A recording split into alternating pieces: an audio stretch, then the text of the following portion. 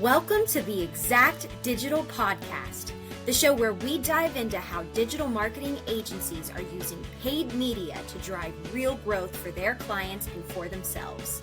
From planning to ROI and everything in between, we uncover the strategies, stories, and systems that set agencies apart. Each episode, we'll talk with agency leaders who are innovating with paid media, scaling their businesses, and delivering results that matter. Whether you're looking to expand your services or sharpen the edge of your current offerings, you're in the right place. Let's get into it. Welcome to the Exact Digital Podcast, where we chat with marketing leaders, agency founders, and growth-minded innovators about the strategies and mindset shifts shaping modern marketing today. Today, we're joined with John Ward, head of marketing at littleMUCHO, where he's leading innovative strategies and driving brand growth. John brings a thoughtful perspective on what it takes to stand out and scale in today's marketing landscape. Welcome to the show, John. Can you share a little bit more about your work at littleMUCHO, and how did you come up with the name? Oh, yeah, funny. Thanks. Good to be here and chat. I love things that are sort of double entendres, like dual meaning kind of stuff. Yeah. And being in Los Angeles, Spanish is often top of mind. So, it just seemed like a fun name that I could find the URL for, actually, and the Yeah. Instagram handle and that all stuff. You got to search that stuff first, of course. But I like the fact that it kind of represents that what we were trying to do was different from previous agencies or typical agencies where you buy our system, you buy our creatives, you buy our whole group, and therefore we have to bill you $300 or more an hour in order to pay for our entire infrastructure. But what we do is different in the sense that we try to scale up or down for your needs. So we have a core team, but then we have a pool of other resources that we can tap into for various expertise. So we scale up and down, little to mucho, we're kind of, small but mighty type of thing. Yeah. So that's kind of where that comes from. Plus it's kind of memorable. The only thing I hesitate on sometimes is little isn't like a strong word, but other than that, people seem to remember it and think it's fun. Yeah, no, I love it, actually. Like, I think once you really get it, you're kind of like, oh, yeah, the little things make a big difference even, Yeah. Yeah. Well, talk to us a little bit about your background. What led from working with major consumer and luxury brands into launching Yeah. littleMUCHO what it is today? Well, I've always wanted to do something entrepreneurial, and as a marketer, sometimes you do consulting things and you span the gap of moving from one company to the next. And I've worked at agencies and just found that it enjoyable to work on multiple types of projects and bring a whole suite of strategic leadership and tactical experience to a project.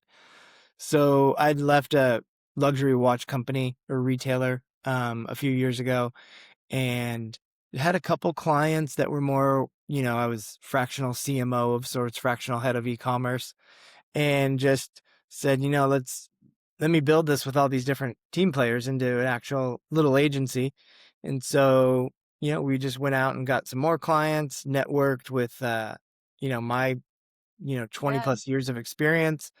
And it's a roller coaster in trying to figure out how to keep the deal flow going and keep the projects going. But it's been fun. We've worked on some very interesting things, from anywhere from fashion and global e-commerce to safety software for large manufacturing organizations. It kind of has run the gamut, even though our specialty is probably, I would say, consumer brands and e-commerce. Yeah. Yeah. Well, I know you've described yourself as a full service agency for Mhm. lifestyle brands. How do you typically explain what you do to potential clients? Assuming you Yeah, kind of mentioned mm, it already, but is great there anything question. you No, add? we're a full service agency that comes in and kind of helps with, your overall strategy, but then can scale up or down to your various tactical needs. So Yeah. sometimes people come to us with, hey, we need some paid media support, or we need some social media management, typically, or content creation, or we need e-commerce help. And we like to call our approach insourcing, where we, instead of outsourcing or in-house people, we're just in-source partners, where we go in and we look at what's your P&L look like, what's your forecast and your objectives, where are the revenue contributors coming from, what channels, trying to understand everything, as opposed to just, yeah, we'll do your email for you, or yeah, we'll create some Right. social content. Because my background is running e-com organizations, global e-com organizations, that doing up to 9 figures a year, gross revenue. So understanding teams and channel contribution and all the different budgets and so forth. So we can come in and do one thing or do multiple things is kind of the pitch. And I think our specialty is really comes through in the, when we say lifestyle brands, that's just what we have a large body of work in being able to be creative. So a lot of brands don't quite know how to do their lifestyle marketing or how to create content that's engaging. And, increasingly we know that content's critical, and filling the pipeline of communications with fresh new messages is critical. And then certain types of content are working better than others. And that seems to change with the algorithms and with the industries a little bit too. Yeah. You've mentioned in the past your sweet spot is kind of that small to mid-sized brands that are starting to scale. Yeah. What are some of the biggest challenges those brands are facing when they come to you? Yeah, that unlocking growth is a challenge for a lot of the smaller brands, I would say. Um, in particular, because you really need to do multiple things at the same time. You can't, there's no just one solve where, I'm just going to put some meta ads out there and that's going to fix all my problems. You need to have a symphony of solutions, I like to call it, where it's the meta ads and then your landing page and then your funnel to capture that potential lead or traffic that might be different than just dumping them on your homepage. And then what is your SMS approach? What's the content you're delivering? How are you testing all that content or ads? And increasingly now with AI, you can produce a lot of creative and test a lot of creative simultaneously. Um, the meta algorithms changed where you can test a lot at the same time, and you really Yeah. need to put out a lot. Whereas before, you might have, not too long ago, but you put out a little bit of money and get some traffic. But now, in order to really teach the algorithm what's working, you kind of need to put a decent budget up front and get those learnings quickly so that you can sort of have a flywheel effect in the other areas. You guys know paid media, of course, but that's just, one thing, as well as, how much organic content you need to produce is quite a challenge. And coming to grips with that, like, gone are the days where you just make like one brand video a month type of thing. And no, that's craziness. Yeah, yeah. Going to your website, it's clear you guys put a big emphasis on aesthetics and brand. Hmm. You're handling that full funnel performance with marketing as well. So, how do you balance creative storytelling and with driving those measurable results? Good. Yeah, good question. I think the storytelling's the most important, because even more so now with the algorithm, because of the engagement metrics that are necessary, shares and saves are, the things that are really affecting the velocity of your creative receiving reach. If we're talking like Meta, Instagram, and so forth, even TikTok, that it's the idea, it's the story, it's the content that Yeah. will give it that flywheel effect, and therefore give it the learnings to present it to the right people. Um, so, but of course, we talk about strategy and what's the overall objective first, prior to creating a piece of or an asset, a content piece. And at the end of the day, it's all about driving some sort of action conversion sort of thing. It depends on if you're talking B2B leads or you're talking e-commerce transactions. It's a little bit different. Yeah. The B2B leads, the life cycle of those is much longer than perhaps B2C e-commerce transaction for a t-shirt, where that could be actually more impulsive and not need as much of a creative story and build up. Yeah. Yeah. Uh, so when it comes to paid media, you've mentioned handling a lot in-house, but also bringing in partners at scale. How do you decide when to keep things internal versus, you know, partnering with somebody outside or bringing in someone out with outside expertise? Yeah, really, we're, you know, a small but mighty team, as I said. So we'll do the smaller projects, the smaller budgets that are pretty specific. Oh, we just want to run meta ads, or we just want to do some Instagram. But when it gets into programmatic and, more network buys and bigger buys, even on meta, then we'd bring in a partner for that to make sure that we're scaling at the right um, pace and that we're reaching to the right audiences and testing things really well to deliver those results for the client. Um, we don't want to get in over our skis by trying to take, bite off more than we can chew, so to speak. We don't have that system in house of like scaling a big media buys. Yeah. We'll get it Yeah. started, but Yeah, no, I think that's great. See, I know you've worked with some major brands, and so I'm curious, what lessons from some of those experience are you applying to the clients you're working with today?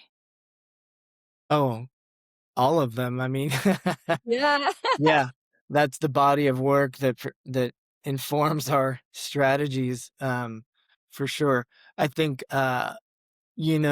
it depends on which category we're talking about, but like, let's say e-commerce, for example, um, depending on the size of the client, we will scale up or down. And so bringing in best practices, starting, with what is the objective and forecast, the desired trajectory, and then you're looking at the analytics and what's happening now as the baseline, and Mhm. then where do we want to go?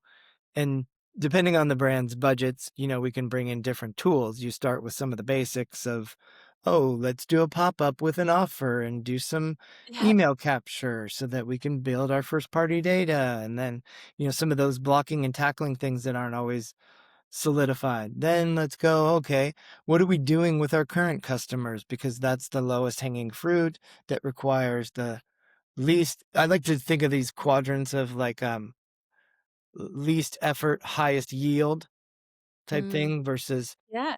highest effort, lowest yield. And so we just try to focus on those in order. And then, usually it's your current customer base. What has been left on the table with them? How do we need to connect with them first? Then let's go to the outreach of like, what does the rest of the possibility of the audience look like? How do we capture more traffic, more leads? How do we then convert those people better when they get there? Do we need to bring in merchandising tools like Search Spring or what have you, depending on which, e-commerce platform you're using or what platform you're using?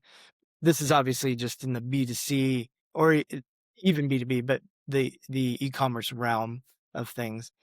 But we could also be just working on things like a rebrand of a SaaS software company that does safety software for large construction and manufacturing.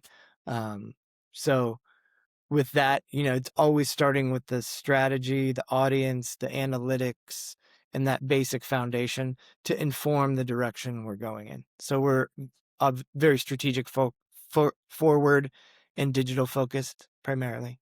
Yeah. Yeah. Well, I know there is a lot of noise in the agency space right now, especially with AI making things a little more accessible to everyone. Hmm. What do you think separates great agencies from the rest today? What separates our agency from others? Yeah. Yeah. Um, I think it's our creative aesthetic understanding. There is a lot of work out there that's pretty mediocre. That sounds a little maybe self-promote. I mean, yeah, I need to say that, sound like that, but Yeah, you can um, self-promote. yeah, I Yeah, think that's what sets us apart is yeah, I've worked hard to bring together a team that is very um, prioritizes that aesthetic, and that brand right, is very precious. And then I would say it's the body of work we've created and the experience we bring to the table for a smaller group that we've worked with multinational brands, public companies, and we have experience not just um, doing local marketing, but a global perspective and a nimble, smaller group, if that yeah. makes sense. Yeah, definitely. No, I think that's great. Well, uh, what are some of the biggest shifts you're seeing right now in how lifestyle and consumer brands are needing to market themselves? Or are there any big changes you're seeing or trends you're seeing? Yeah, for lifestyle brands, I would say increasing story narratives. It's interesting how much uh, content is changing to almost like entertainment, and brands using ads as mini movies of sorts, and narratives, even in their carousels and so forth, aside from reels and other videos. You take telling a narrative that's a little bit more, everybody's talked about storytelling as being a buzzword for a while, but now it's much more for real because of the way the algorithm rewards that, and with Mm, engagement and increased reach and so forth. So I see a lot of that happening more and more. And then of course AI, what conversation would be complete without saying the words AI?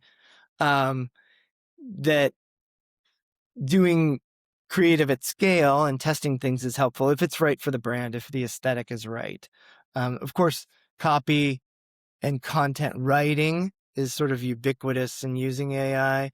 I would say that the visual and the motion use of AI is still a little bit more to go in order to make that something that I'd want to implement for my clients. I mean, that if right. you're a basic CPG brand that's just pumping out content because you're selling diapers or whatever, then sure, go to town on some AI stuff, but it's really just filling boxes. It's not probably going to engage much. Yeah. No, Yeah. that's interesting. For brands that are starting to invest more seriously in marketing, but maybe aren't quite ready for a large in-house team, what advice would you give them as they think about scaling their business? That um they're looking to invest in marketing but not ready for a big team. Yeah. Yeah. Um that they should, like I said, reflect on that quadrant. What's going to have the highest yield, lowest effort? So, basics of the analytics, is the starting point, and understanding what channels are going to deliver the most, and begin to double down on those, and then test another channel one at a time. Um, I think paid ads are a good way to test top of funnel, to test retargeting, even Yeah. to see what else you might get out of your current audience with retargeting. I would certainly start that before top of funnel um, sorts of ads, but it is a good way to get some feedback quickly, as opposed to incrementally doing another email a week or two more emails a week than you were previously, or incrementally doing a couple more posts than you were. That's going to take months to see if that's really yielding anything new. The nice thing about paid, if you can figure it out, even if you run a little bit of a low ROAS, it will give you some data on maybe where to focus some more, and what you get the feedback, you get the interaction of the creative and so forth. Like maybe your creative's terrible and you don't even know it. So you putting it out to some other people would help give you that feedback. So that's usually a good way, depending on your, if you're a consumer brand or lead generation. Um, I think things like cold email for lead generation in B2B brands has been abused to the point where it's largely disregarded, I would say. that's maybe too bold of a statement, but there's so much noise out there that Yeah. I get 4 or 5 of those a day, and I ignore, delete most of them, if not all of them. Um, Yeah. I think LinkedIn, depending on your space, B2B, Yeah. is still a great place if you can figure out how to use it properly and not, um, just send a bunch of in-mails, that it's like targeted, legitimate connections. Sales Yeah. Navigator is pretty powerful. These other tools are pretty powerful in finding your audience.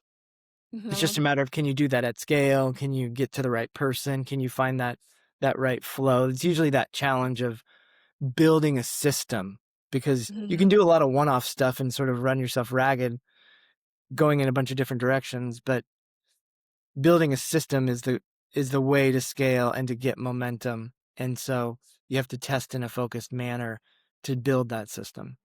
Yeah. Yeah, I mean, the marketing world has always been evolving and changing, and that whole theory of testing things and really trying to make things work for you. So I love that.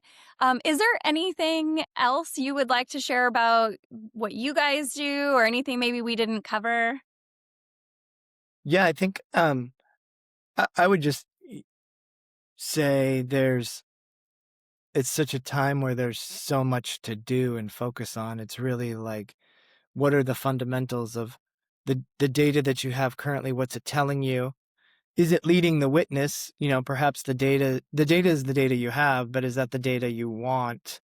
Should be a question you ask, Yeah. because it might be a self-fulfilling prophecy, um, in the sense that, yeah, you're getting a lot of this because you're doing a lot of that. But starting with, what is the ideal customer profile, making sure you've got that all dialed. I think it's amazing to me how many companies come to us and they don't have any brand platform done. They have Yeah. no documents, they have no avatar articulation, they have little sense of their audience other than maybe some data of buyers, but nothing that's been really challenged or documented in a way. They say there's a few decks that every brand should have, and it's like your brand standards, of course, and your brand positioning, and then your brand strategy. There's probably something else I'm forgetting in there, but Yeah. before you start on any paid ads or you start on any increased email activity or any lead outreach, like, what are you doing? It's like, before you build a house, you don't just tell the contractor to come over and get busy. You got to have some plans. Um, Yeah. so Yeah, I I would love. say that's a fundamental takeaway, that even for small companies that come to a small agency like us, like, be prepared to talk about that, because we don't want to just jump into some ads for you and go, hey, here's one. Do you approve this? And we're like, nobody has any idea, because we've never had a conversation beforehand about who it's going to and what we want it to do. Yeah. So do you work with clients to help kind of create that if they're coming to you completely blind and blank and don't have that? Will you work with them and Absolutely. help We them? like to do it as a separate project, before we Yeah, get started on things. But absolutely. sometimes, particularly small businesses, are like, that sounds like big ask. Like, you're going to spend such and such days or a couple weeks and such money, and we don't even see anything out there yet, or a piece of creative. But Yeah. it's like But it's so explaining, no, important. you do. Yeah, Yeah. it's critical. Yeah. There are deliverables, but I understand it's less tangible. And when budgets are finite, that's a Yeah. scary proposition, you know? Yeah, but I think it's so foundational to, like, have that so that you are, especially if budgets are limited, you're having, you wanna build a roadmap that makes sense and Yes. is going where you're going. So, Yes. uh, 100%. well, thank you so much for joining the show today, John. And to find out more about Little Mucho, you can log on to littlemucho.com, or you can follow them over on LinkedIn. And thanks to everyone for tuning in and checking out today's episode, brought to you by Exact Digital, your dedicated partner in performance driven paid media. Let us know how we can help you, and have a great day. Yes. Thank you. Thank you.